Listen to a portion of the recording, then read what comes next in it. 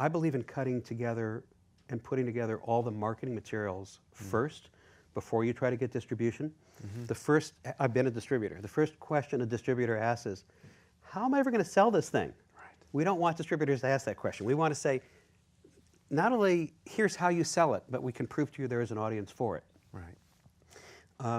So they don't ask the question, we just give it to them all in one beautiful package tied up with a ribbon on top. We put together a very good one sheet, a very good website with the logos of all the affiliated organizations, NGOs, and brands that were supporting us. On one day in the fall of about a year ago, we said to everybody, we're going to put the trailer on Facebook and YouTube. On this day, tell all of your followers to watch the trailer. 12 days later, we had 500,000 views on the trailer. The next day, we shared it to distributors.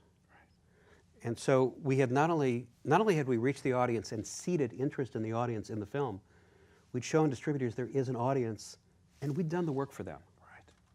Right, you anticipated their questions. Exactly. Right, which is, I think, the hardest thing for a lot of filmmakers in general, and specifically doc filmmakers, to say, I need to think about what the distributor is going to want to see, because that's how you engage your audience. That's how you tell the story to more than, 40 people. Exactly. Right? All distributors care about is butts in seats or downloads or rents. That's all they care about are their numbers. Which sounds horrible on some level. I recognize that, especially if you're really passionate about telling your story, but that's a part of the business too. Yeah, I think it's the most difficult moments in any creative pursuit, whether you're making a film or writing a novel or doing a play, is there's this moment where your passionate work shifts into a commodity. And all distribution channels, publishers, et cetera, they view it all as it's a commodity. Right. They're in the commodity business. They're pushing commodities through their pipeline.